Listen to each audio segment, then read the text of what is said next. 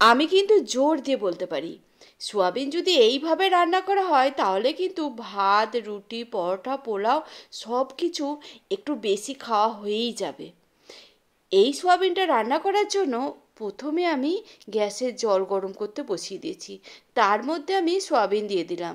সোয়াবিনের পরিমাপটা যে বাড়িতে যেমন লোকজন সেই বুঝে নিয়ে নিতে হবে, কতটা বেশি। মশলার পরিমাণটাও সেইভাবেই কম বেশি করতে হবে। আমি সোয়াবিনটা ভিজতে দিয়ে একটা মশলা বানিয়ে গ্যাসের মধ্যে কড়াই বসিয়ে দিয়ে কিছুটা চিনেবাদাম আর 10-12 কোয়া রসুন, 2টো কাঁচা লঙ্কা আর 1 চামচের মতো গোটা ধনে দিয়ে একটু ভেজে নিয়েছি।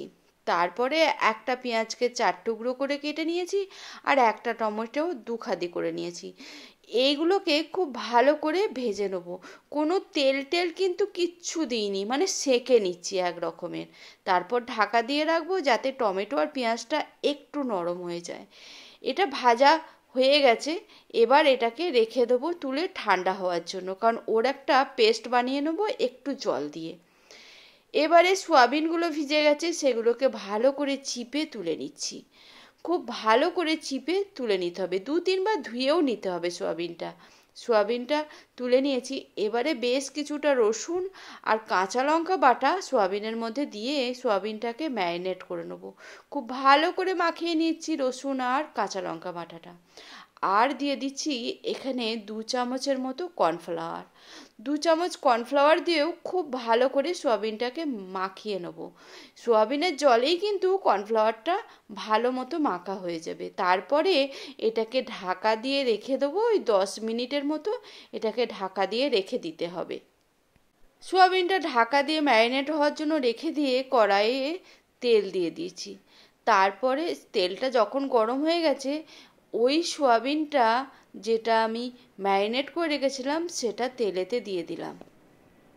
এবারে সোয়াবিনটাকে একটু লালচে লালচে করে ভেজে নিতে হবে, মানে যতক্ষণ না একটু লালচে লালচে হচ্ছে ততক্ষণ ভাজতে হবে। একটু লালচে লালচে করে ভেজে নেবার পর আমি একটা পেঁয়াজকে কিউব করে কেটে নিয়েছিলাম, মানে প্রত্যেকটা পাপড়ি ছাড়িয়ে নিয়েছিলাম, সেটা দিয়ে দিলাম।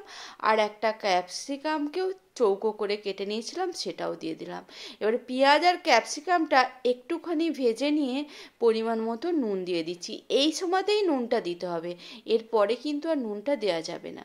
ব্যাস, নুনটা দিয়েও বেশ কিছুক্ষণ নাড়াচাড়া করে যে মশলাটা আমি ভেজে রেখেছিলাম সেটা বেটে নিয়েছিলাম সেটা দিয়ে দিলাম। এবারে খুব ভালো করে সোয়াবিনের আর ক্যাপসিকাম পেঁয়াজের সাথে মিশিয়ে নিতে হবে। বেশ কিছুক্ষণ ধরে মিশিয়ে নিয়ে মিক্সিটা ধুয়ে একটু জল দিয়ে দিয়েছি, জলটাকেও ভালো করে মিশিয়ে নিচ্ছি। তারপরে এটাকে ঢাকা দিয়ে দেবো যাতে সোয়াবিন এর মধ্যে মশলাটা ঢুকে যায় বা ক্যাপসিকাম পেঁয়াজটাও সেদ্ধ হয়ে যায়। ওই 10 মিনিটের মতো ঢাকা দিয়ে রেখেছিলাম। একদম কালারটা খুব সুন্দর এসেছে। তারপরে আবারও নাড়াচাড়া করে নেবো। এবারে একটু ওপর থেকে কস্তুরি মেথি দিয়ে দেবো। কস্তুরি মেথির ফ্লেভারটা এই রান্নাতে দারুণ লাগে। তারপর আবারও নাড়াচাড়া করে গ্যাসটা অফ করে দেবো, কারণ কস্তুরি মেথি দেওয়ার পর একটুখানি ফুটিয়ে নেবো। এইভাবে সোয়াবিন রান্না করলে যারা সোয়াবিন একটু পছন্দ করে না তাদের তো ভালোই লাগবে আর সব কিছুর সঙ্গে যাবে।